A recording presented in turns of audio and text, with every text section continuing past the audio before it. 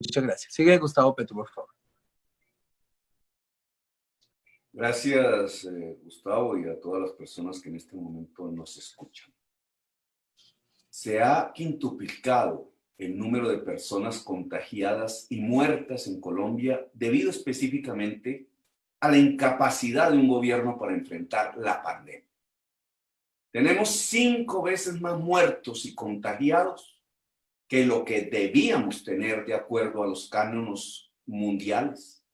Y esto se debe no solo a la expansión del virus, sino porque el virus ha tenido más poder mortífero que en la mayor parte del mundo, debido a un sistema de salud que ha girado en torno a los negocios particulares, a la destrucción de la red pública y al empobrecimiento de un personal de salud escaso para las necesidades.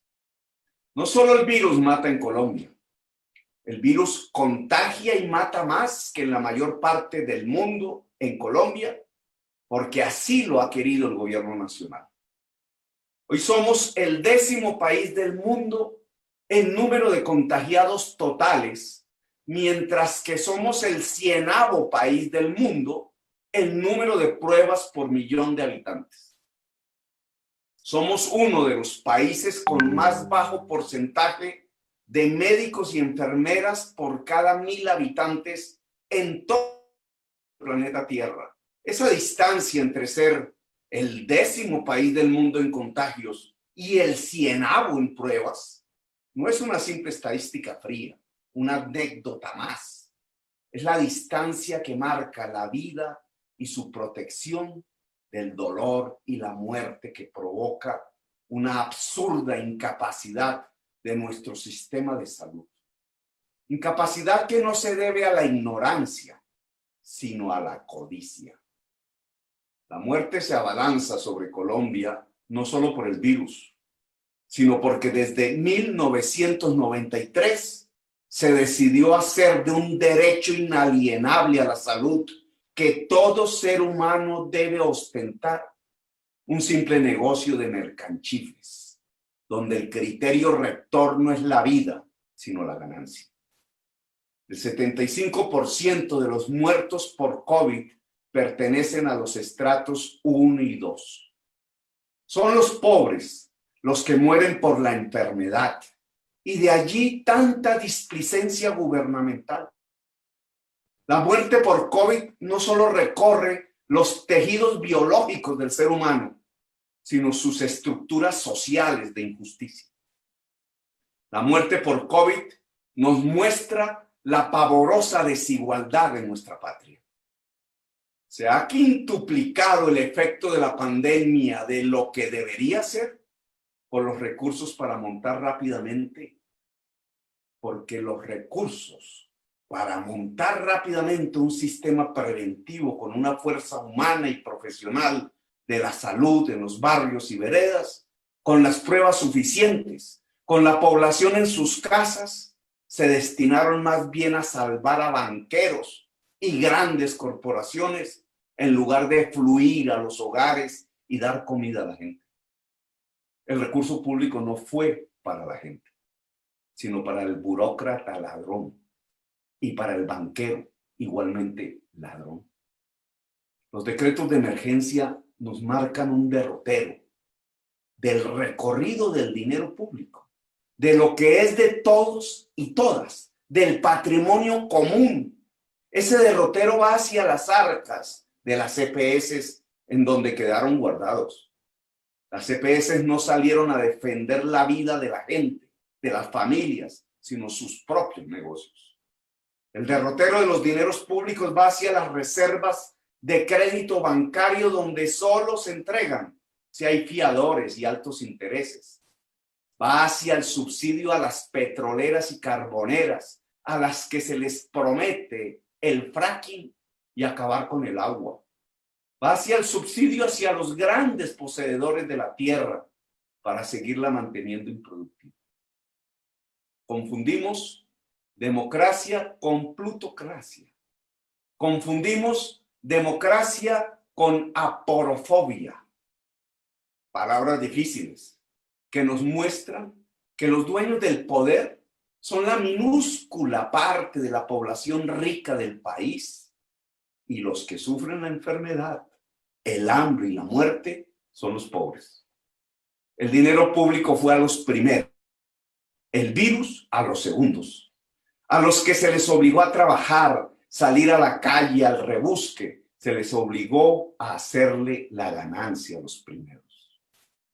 No fue posible que el gobierno de Duque entendiera que, aunque solo fuera una vez en la historia y por solo 3 meses, había que hacer una redistribución de la riqueza al revés de lo que ha sido nuestra costumbre histórica, de arriba hacia abajo.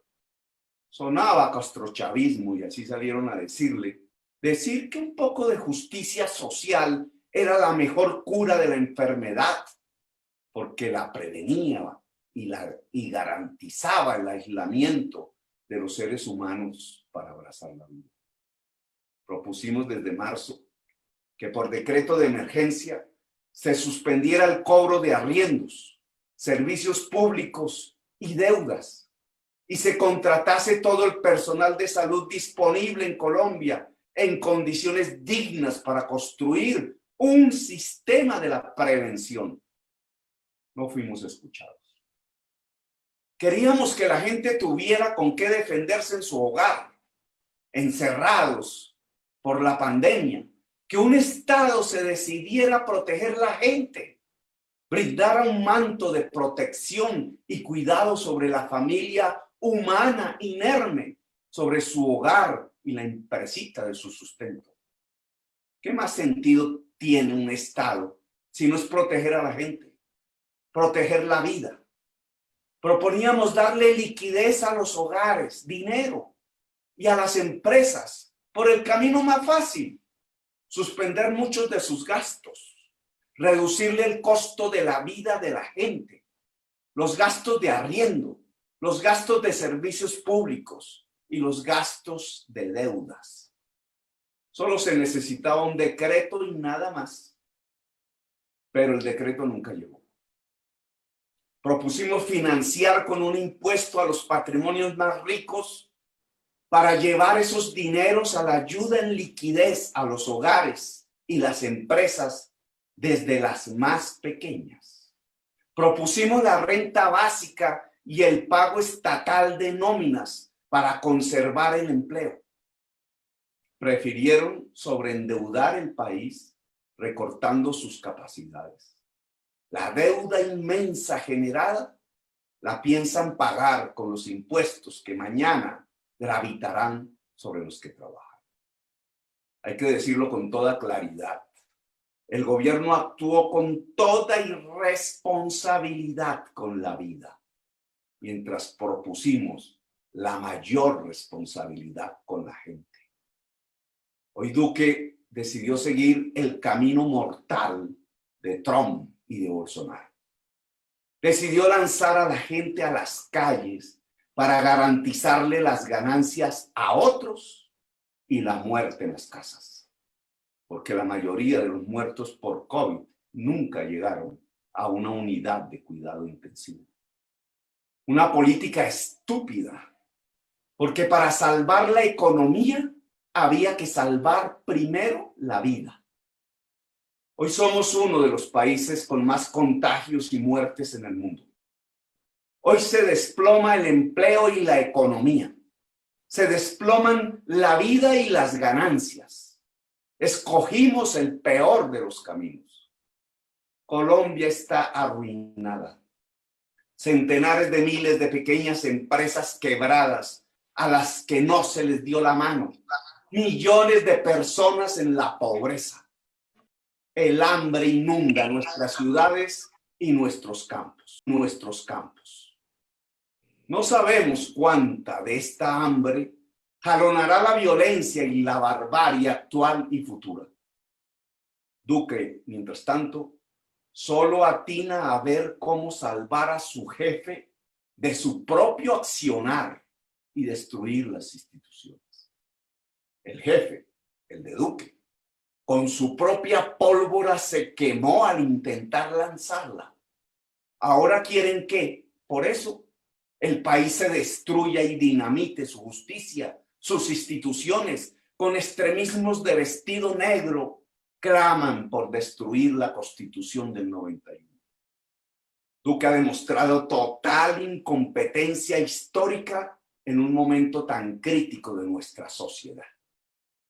Aún hoy, podríamos implementar rápidamente un sistema preventivo, sobre todo en las áreas más afectadas: Bogotá, el Caribe y Antioquia. Aún podría hacerse una cuarentena eficaz, implementando una renta básica y un pago estatal de nóminas, suspendiendo el pago de arriendos, servicios públicos y deudas. Aún hoy se podría detener la espiral del contagio y de la muerte. Pero la codicia puede más en los sectores que hoy prefieren lanzar comunicados insultando a la Corte Suprema de Justicia que sacrificar utilidades en aras de la vida del pueblo colombiano. En la cúspide de la pandemia, asolando nuestras tierras, el uribismo se lanza a priorizar el ataque contra las instituciones de la Constitución de 1991 y de la paz. Nos acusaban de extremistas y radicales. Los extremistas y radicales son ellos. No soportan que en Colombia se haga justicia. No les importa ni la enfermedad ni el asesinato sistemático de los líderes sociales y de la paz. Parecieran solo querer venganza ante el encarcelamiento de su jefe. Un jefe que actuó irresponsablemente pensando que se podía encarcelar líderes de la oposición con testigos falsos previamente sobornados. Creyeron que la tradición se mantendría, que el opositor sería masacrado, exiliado, embargado y sobre todo asesinado y por miles. Esa tradición de la historia que ha despojado de derechos al y a la que no está de acuerdo, no impondría sanción al victimario, que no habría justicia. La fuerza política que nos gobierna ha llegado a niveles impensados de histeria e irresponsabilidad ciega. No razona, no prioriza la vida, solo quiere venganza irracional. Llamamos a la razón. Hoy hay que detener la enfermedad antes que mate a decenas de miles de compatriotas. Hoy hay que detener la destrucción democrática y la violencia. Hoy hay que detener el daño hecho a nuestra economía. Solicitamos hacer un pacto histórico a la sociedad colombiana. ¿Por qué un pacto? Porque una nación es, ante todo, un encuentro de diversidad. Un acuerdo, un contrato, como diría Rousseau. Porque la nación no es una construcción de unos sobre otros, una imposición, un matadero. La nación es el espacio de la convivencia y la paz. Una nación grande es la que puede establecer la paz en todos sus conciudadanos. La paz es el bien supremo, porque es el acuerdo entre las personas. De los mataderos no salen naciones, ni pensamientos, ni surge lo humano. A los mataderos solo llegan rebaños y de él solo salen tumbas. ¿Por qué histórico? Porque no hemos construido una nación en Colombia. Porque desde hace 500 años hemos creído que excluir es el nombre de la política y de la economía. Porque se han excluido a las mayorías, a sus mujeres, a sus trabajadores, a sus minorías étnicas, a sus juventudes. ¿Por qué no hemos dejado de ser gobernados en 500 años, sino por la mentalidad del esclavista? Qué tan poderosa ha sido esta mentalidad de élites que ha extendido la mentalidad del esclavo en el conjunto de la sociedad. Es un pacto histórico porque se trata de cambiar ese signo del transcurrir de Colombia, porque se trata de emanciparnos, es decir, de ser libres. Un pacto que gire alrededor de las reformas que se necesitan para sacar un país de la violencia, del hambre, de la destrucción democrática hacia un país en paz, democrático, productivo. Ese tránsito implica mirar de nuevo la tierra, el agua y la agricultura. Implica industrializarnos a partir del saber extendido de la educación en toda la sociedad. Implica energías limpias. Implica dejar el petróleo, el carbón y la cocaína. Implica un sistema de salud fuertemente preventivo, familiar y público. Implica priorizar la educación y la salud como los bienes comunes fundamentales al lado de la vida. Implica hacer un alto al fuego inmediato y general, detener la matanza. Implica mirar al pueblo e incluirlo. La calidad y la profundidad de las reformas las podemos estudiar y confeccionar entre todos y todas. En 2022 debe instalarse un gobierno pluralista que se decida a construir la Colombia en paz, democrática y productiva. El gobierno que saque a Colombia de su crisis, de su ruina. Tengan ustedes la seguridad que si hablamos de tierra, agua, agricultura e industria, superaremos los retos para generar millones de puestos de trabajo. Tengan la seguridad que si hablamos de saber y educación generalizada en la juventud, abriremos los verdaderos caminos de la prosperidad y de la productividad, y no las burbujas fantasiosas de la riqueza fácil que solo nos traen la violencia. Tengan ustedes la seguridad que si hablamos de agricultura, hablamos de superar el hambre y la pobreza, y que si hablamos de industria, también estamos hablando de paz. La fuerza de la agricultura está en el campesinado y los agricultores, hombres y mujeres. A ellos los convocamos al pacto histórico. Tengan ustedes la seguridad que si hablamos de industria, hablamos de la necesidad de ampliar el mercado interno, de subir el salario relativo y real para aumentar la demanda. Hablamos de la prosperidad generalizada. Una industria capaz de usar energías limpias y muchísimo conocimiento generado por una juventud que no tenga barreras para entrar a una universidad, lo cual implica extender sustancialmente nuestra educación pública superior y volverla gratuita.